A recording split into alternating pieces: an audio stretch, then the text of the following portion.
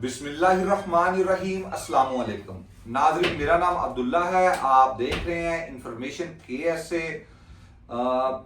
ये जो मैं आज बात करने जा रहा हूँ ये बड़ी अहमियत की अमल है, बल्कि मेरे पास दोस्त बैठे हैं ये भी सुन लें कि अब हरूप का जो निज़ाम है वो टोटली चेंज हो गया है। इस पे मैंने वैसे एक वीडियो भी बनाई है, लेकिन अब ये नया जो हरूप है ये नई से नई मुसीबत है। डेली नई बातें पता चलती हैं। शुरू में मैं इस पे बात करूंगा। अब आप छुट्टी जाते हैं वहां पे भी आपका एब्सेंट फ्रॉम वर्क लग सकता है, वहां पे भी आपका एब्सेंट फ्रॉम वर्क हो सकता है। ये बात भी याद रखें आप, ठीक है जी। हरूप अब बड़ी मुसीबत बनता जा रहा है। इसके बाद मैं विजिटर के हवाले से बात करूंगा। ये भी लिख लेते हैं क्योंकि विजिटर वीजा जो है ना वो जो 2 साल वाला एक्सटेंड था वो उन्होंने रोक दिया अब, कि जिनको 1 साल का जो मल्टीपल विजिट वीजा लेके आए थे तो वो 1 साल तक जो रिन्यू हो रहा था वो 2 साल में भी दाखिल हो जाता था, तो वो आखिरी दफा जो 2 साल वाला अब जो होगा वो रोक दिया गया, वो नहीं होगा रिन्यू, ठीक है। वो जवादार से अगर एक्सटेंड होगा तो मामूली नौयत का होगा ताकि आप एग्जिट वगैरह जा सके, बस इसके लिए 10 दिन का और भी ज्यादा नहीं होगा, ठीक है जी।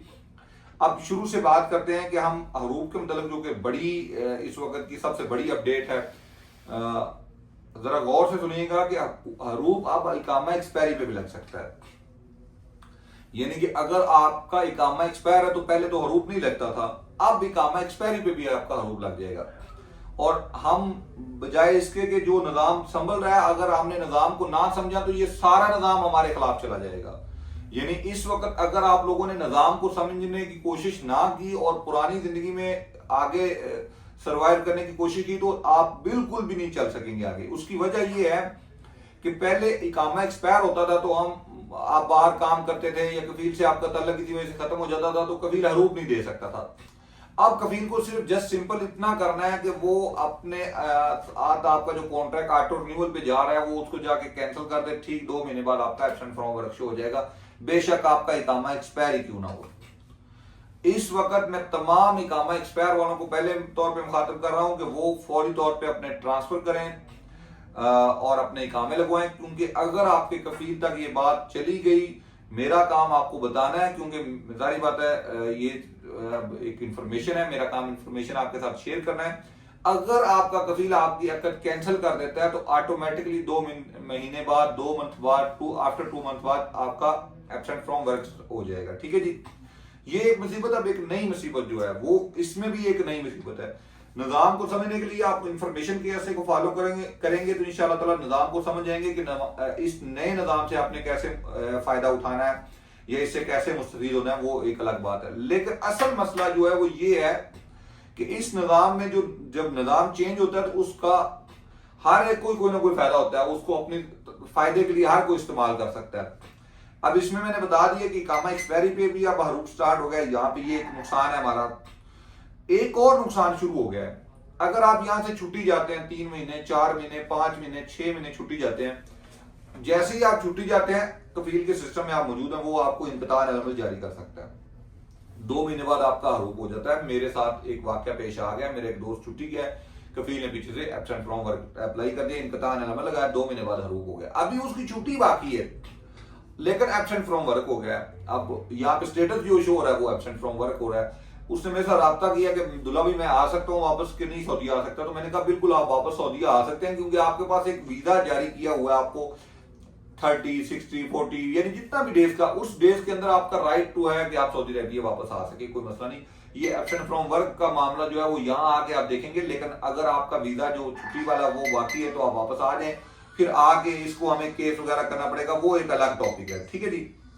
उस पर हम बात कर लेंगे। अब मैंने उसको ये खैर बता दिया कि आप इस तरह से वापस आ सकते हैं, लेकिन यहाँ आके इसको फेस करना पड़ेगा। अब मैं आप सबको भी बता दूं कि जो कीवा वाली सिम है, जो अबशर वाली सिम है, अब यहाँ से जाते वक्त अब आपको या तो 2 इसके तरीकेकार है, या तो यहाँ पे आपके पास कोई ट्रस्टेबल बंदा है जो इस पे आप 100% ट्रस्ट कर सकते हैं और किसी किस्म की कोई परेशानी आपके लिए क्रिएट नहीं करता वो, तो उस बंदे को सिम दे के जाएं, या उसमें बैलेंस करके अपने साथ लेके जाएं, अपनी कंट्री में उसको ओपन रखें, वहां पे किसी की कॉल वगैरह अटेंड ना करें ताकि उसका बैलेंस जाया ना हो। तो बाकी वहां पे वो सिम लेके जाएं ताकि जो छुट्टी का पीरियड है वो आपकी सिम जो है वो आपके पास ऑन रहे वहां पे भी, ताकि अगर यहाँ से कोई मुसीबत आपके लिए बनती है तो आपको पास मैसेज जाए, आप फौरी तौर पे उसका हल के लिए कोशिश कर सकें। अगर आप देर करेंगे जारी बात है तो फिर आपके लिए परेशानी बढ़ जाएगी ना कि कम होगी, ठीक है।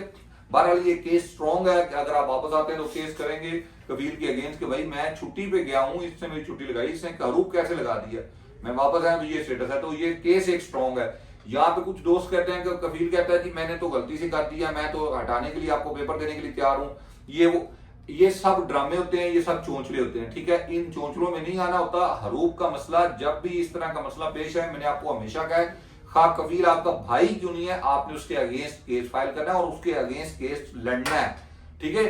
यहाँ पे मेरे पास अक्सर दोस्त आते हो नहीं कफील का तो गुनाह ही कोई नहीं है, मसला ही कोई नहीं है, अब मैं कफील के खिलाफ कुछ नहीं करना चाहता, मैं बस ये हरूप हटा दें किसी तरह।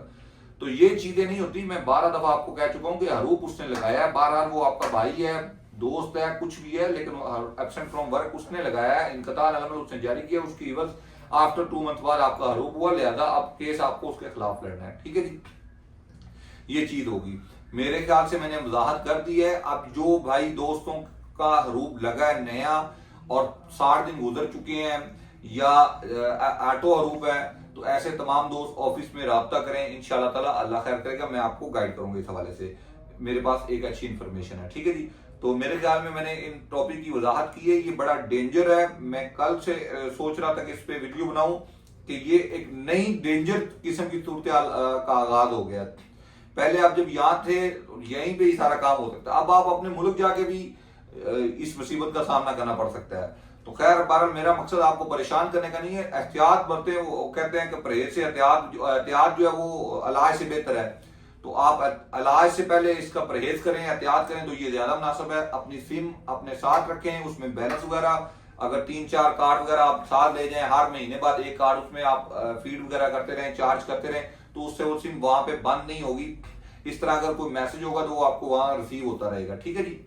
सो जितनी छुट्टी जानी है हर 20 दिन 25 दिन के बाद आप उसमें एक कार्ड रिचार्ज करते रहें, ताकि अगर खुदा न खासा कोई मैसेज आता है तो आपको वहां रिसीव हो, ठीक है। बहुत बहुत शुक्रिया, ढेर सारा ख्याल रखिएगा, जुड़े रहें इन्फॉर्मेशन केएसए के साथ। मैं आपसे रिकमेंड करता हूं, आपको रिक्वेस्ट करता हूं कि इन्फॉर्मेशन केएसए को हर दोस्त भाई तक पहुंचाएं सऊदी अरबिया में, ताकि इस जैसे मसाइल का सामना ना करना पड़े लोगों को। इन्फॉर्मेशन केएसए वो वाहिद अदारा है जो सऊदी अरबिया में इंफॉर्मेशन प्रोवाइड कर रहा है और अपनी इंफॉर्मेशन को ऑन करने के लिए सऊदी अरबिया में आपके पास मौजूद है। रियाद में कदीम सनाइया में मेरा ऑफिस मौजूद है, नसीम में रियाद में मेरा ऑफिस मौजूद है, शहर अबी अल असवद के ऊपर। जैसे ही आप खातमिया से राइट होते हैं तो लेफ्ट साइड पे आपको मेरा ऑफिस नजर आ जाएगा, जो दरमियान में ग्रीन कलर का बोर्ड लगा हुआ, बिल्कुल उसकी लेफ्ट साइड पे बोर्ड है। एक तरफ आपके हराज होगा नसीम और दूसरी तरफ मेरा ऑफिस होगा, ठीक है जी। इसी तरह जद्दा में आईएल ग्रीनिया में हमारा ऑफिस है।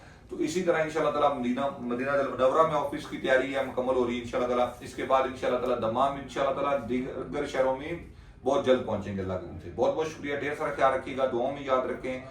अल्लाह हाफिज। अगर रजिस्ट्रेशन कोई मेंबरशिप हासिल करना चाहते हैं तो उसके लिए नंबर नोट कर लें 00923017685495। अल्लाह हाफिज।